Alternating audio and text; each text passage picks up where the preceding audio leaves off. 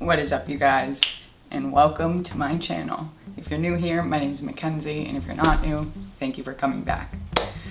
So, given everything that's going on in the world right now, I know you probably don't want to hear about it, but we do need to kind of address it a little bit. I don't want to just come back on here and act like it's just another day. So it's been, I'm sure no one's noticed, but it's been a few days or a few weeks since I've even filmed. It's been a few weeks since I've uploaded, and there's a couple reasons for that. So the main reason being, I live in an apartment building and we got new tenants up on the 3rd floor, and it's loud. A lot of the time it's a lot of banging, music, whatever. I'll show you some clips of that eventually. I was thinking about doing a story time. If any of you guys that watch my channel are into that kind of thing, I would definitely do a story time. But we're in the middle of a move. We're in the middle of the global pandemic, so everyone's kind of stuck to their homes. And you would think this would be the time for me to be pumping out videos, but it was impossible for me to even just sit down and think what I could film for some reason. With everything going on, it was just crushing my creative juices, I guess. Ew, I don't like that word, but it was. So beyond the 3rd floor noise, I tried to film a couple times and I couldn't, because it's beyond editing out noise and banging and music. So couldn't do that in the global pandemic. So it's been a few weeks since I've uploaded, but I'm back. I'm feeling a little bit of better spirits now. I'm actually gonna be moving within the next week and a half. I think I'm down to 10 days. So we bought a home. If everything goes as planned, we should be closing on the 9th. Obviously, you guys will see this video before that, but I'm definitely gonna make a moving vlog too, so you guys can see what it's like moving all my glass and moving an artist apartment. But ignore the mess behind me. If you see anything, there's bins all over my house because we're moving. But I think beyond that, we can just get right into it. So today's video, I wanted it to be simple but informational. So I've made a video like this before, but I didn't do as good of a job as I want to. So today I'm going to be going over every single tool you need if you want to make stained glass, and how to specifically use that tool. So the video I've uploaded before that's similar was mostly concentrating on cutting stained glass. Today we're just going to kind of really go through every single tool and how you use every single tool specifically. So I think with that being said, we can just jump right into it. So if that sounds interesting, let's go. Okay, I wanted to zoom you in a little closer. So if you want to make stained glass, you're gonna need every single one of these tools if you want to do it correctly. So first things first, a Sharpie. You're going to need some type of Sharpie marker to trace out any pattern that you're going to be using on glass. If you're just freehand cutting something, obviously that's different, but why would you be doing that anyway? You're going to need a Sharpie. Then comes your glass cutter. So this is called a pencil grip glass cutter. For obvious reasons, you hold it like a pencil. You want to really hold it just like a pencil. You don't want to hold it like this or any weird way. It's called a pencil grip for a reason. You need to hold it just like a pencil. And at the end of this, there's a tiny little wheel. So that tiny wheel combined with glass cutting oil is what cuts the glass. And again, I've mentioned this before, I don't know why it's called a glass cutter, because it doesn't cut glass at all. All it does is scores it. So this is what's gonna score your glass, then you have to go in and break it. So there are a few ways to break your glass. The end of your glass cutter being one of them. So there's a big bulky ball at the end of this, and you can use that to tap the back of the glass. Of course, I'm going to show you all of this in a second. I just want to go over all the tools first quick. So you can use the back of your glass cutter to just tap the back of your score and it'll break it apart, which again, you'll see in a second. There are multiple kinds of glass cutters. Personally, I prefer this one, the pencil grip. There's also a pistol grip, and that's really just what it sounds like. It's a big, you know what, I'll pop up a picture right here of what it looks like. So you got that. Obviously you need your glass cutting oil. So this in your glass cutter is what's gonna score. If you don't have glass cutting oil on your glass cutter, it's not gonna do anything. It's not gonna score it properly, and you're gonna end up dulling your blade in no time. It needs to constantly be coated in this oil. So we've got our Sharpie, our glass cutter, cutting oil. Now to tools to break it. So like I said, you could use the back of your glass cutter to tap it, or you could use these, which is called running pliers or gozers. So these pliers have a little screw here so you can control how open or closed you want your gozers or running pliers to be. You want it to be just, personally, I like it just a little bit smaller than the width of or the thickness of the glass that you're working on. So I change this often. Every time I work, I'm adjusting my gozers to make sure it's gonna apply the right amount of pressure. So on these gozers, you can see at the very end, they have these rubber caps. So these rubber caps is basically what protects your glass from coming in direct contact with metal. Obviously that's not gonna be good. You're gonna get chipping, it's gonna break, it's just not gonna work right. So at the top you have these replaceable plastic pads, and you also have a center line. So this center line is what you're gonna line up with your glass where you've scored it. Again, we'll show you that in a minute, but these are your gozers. Then you have nippers. Again, I've mentioned before, I hate these things. They make a mess. So these are called your nippers, and they're basically, again, just a plier, but it has one flat edge on the bottom.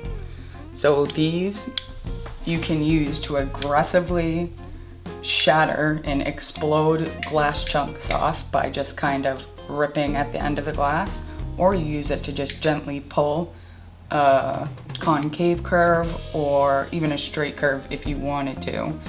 Again, we'll show that in a demonstration, but these are your nippers. So after you've cut your glass, the next thing you're gonna need to do is grind it. So I'm gonna take you guys in the other room to show you the grinder. Okay, this is a glass grinder. So right here on the side, you've got one button,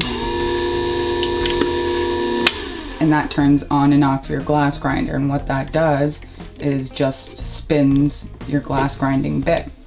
So these bits are just replaceable metal sanding bits essentially. So again, I'm going to show you or show a demonstration in a minute, but this is going to rapidly spin so you can push your glass up against the edges, smoothing down all the cuts you've made so you don't cut yourself and so you can wrap it safely. So again, this is the glass grinder. The one I use is a Greifet. So underneath this, which I'll show you when I'm doing the demonstration, there's a water basin, and you need to wet grind the glass. If you don't, it's going to, one, allow the dust to just fly off everywhere into the air, but two, keeping it wet is going to keep it cool and help lubricate your glass and your glass grinding bit as you're grinding.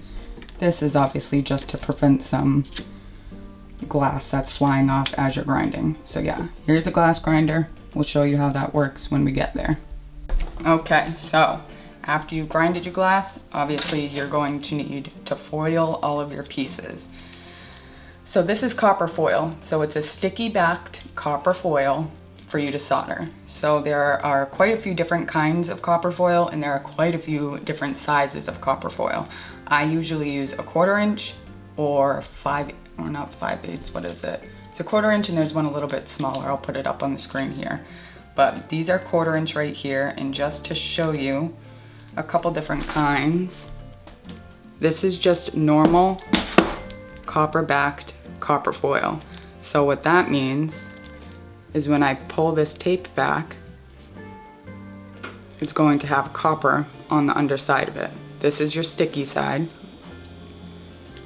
and this is the non-sticky side. So this is just normal copper-backed copper foil, and you can use this for really any glass that's not see-through. If you have a clear glass or a really light glass that you're going to see your copper foiled edges through, you're going to need to use a different color according to the solder that you use. Well, that's what I personally do anyway. If I know I'm going to patina my solder black, I want to use a black backed copper foil, or a silver backed copper foil if it's going to be silver. So like this one, again, it's a roll of copper foil, but the back side is silver. So if you see that through your clear glass, you're gonna see silver versus an ugly unfinished copper. That's not gonna end up matching your finished piece anyway. So there's also black backed copper foil, and I think that's it, silver, copper, and black. So sticky backed copper foil. After you foil, you're most likely gonna need a burnisher. And again, I've mentioned this before, I feel like burnisher tools specifically are a waste of money because you can use anything to burnish, and what burnishing is just going back in after you've copper foiled all your edges and really smoothing that copper foil down. Again, I'll show you what that is when we're actually demonstrating. I don't use a burnishing tool, all I use is a little paintbrush, a wooden paintbrush, but you'll see that.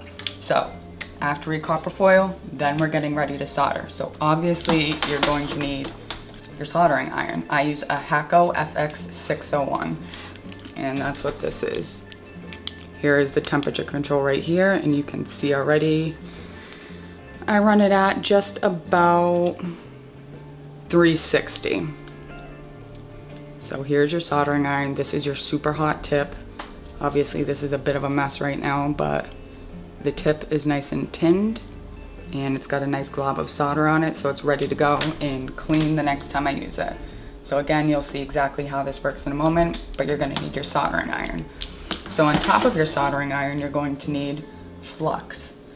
So if you're soldering, you need to clean your copper foil with flux beforehand. If you don't run a bit of flux all over your copper foil before you start soldering, it's gonna make a mess, it's not gonna stick, and it's just not gonna do its job. There's a huge difference, which I will also show you when I'm demonstrating what it's like trying to solder with flux or without flux. So again, the brand I love and use for everything is Novacan. Comes in a bottle just like this, kind of just like patina, but patina is optional, so I'm not showing that necessarily in this video. So flux, you're gonna need a bottle of liquid flux, and it's basically a bright green liquid. It's just like water, the consistency of it anyway, but it's lime green. So to use flux, you're gonna need a brush. You cannot just brush it on with your hand or any brush. You preferably want a plastic handled brush because it is going to corrode away. But these are a dime a dozen metal handled Flux brushes. You can find these anywhere. AC Moore, Michaels. Well, AC Moore is actually closing, which is super sad. I loved AC Moore, but anyway. These are a dime a dozen, just these metal handled crappy brushes you can use to paint on the flux, which again you'll see in a moment when I'm demonstrating. And lastly, which is the most important thing for soldering if you ask me anyway, I didn't even know about it until I've already burned through 5 of my soldering iron tips. So luckily that was a crappier soldering iron, and I did have replaceable tips versus this where it's not so cheap. So you're gonna need tip tinner. And tip tinner can actually come in a couple different ways. I personally like this one better. As always, I'm gonna link everything down below. This one is straight up called tip tinner. And basically what it is a mixture of solder and flux together. So this is like a hard, it almost has a sandy texture when you start melting it. And what this does, this is the same thing, this just happens to be a block of it. And it's white, but it's the same thing, it's tip tinner. That's what it looks like, a bar soap. You can see I used it right there. So what this does is, just like the name says, tinge your tip. Tip tinner is going to prevent your soldering iron from heating up the tip of the iron versus heating up the solder that you're putting it on, if that makes sense. So if your iron is not properly tipped, and you'll be able to very easily tell, the solder won't stick to it, it won't be able to pick up a nice bead, it's not gonna look nice and shiny and silver like this one does right now. You can very clearly see this is tipped, down here is all muddy and gross. The tip will eventually look like that if you don't clean it properly. Use a sponge, use your abrasive, what are they called? I'll show you. So it's kind of like a Brillo pad, but this is specific for soldering. You stick your soldering iron right in here and just slowly twist so it doesn't throw hot beads of solder everywhere. That'll clean your tip, or you can use a dampened sponge. I tried using this, but I just do not like it. I much prefer a damp sponge to use as I'm working. I haven't found that a damp sponge has lowered the temperature of my soldering iron enough to affect it, and I just find this cleans it easier and quicker than using something like this. But if you don't clean it properly with those, then your soldering iron is going to get cruddy and gross. Like I said, it's not gonna pick up a bead, so you need to make sure it's tinned. So again, tip tinner, you're just gonna go in there and basically scrape the tip of your soldering iron until it's fully tinned in that bright, new, fresh silver. Because again, if you don't do that, when you turn your soldering iron on, it's going to be heating up the tip of the iron itself versus heating up the solder that it's touching. And if you do that, you're gonna burn through your tips, you're gonna wreck your soldering iron. So just make sure it's tinned at all times. You can see here, there's a huge bubble. I leave a good amount of solder on my soldering iron every single time I turn it off. I clean it, put fresh solder on it, and shut it off.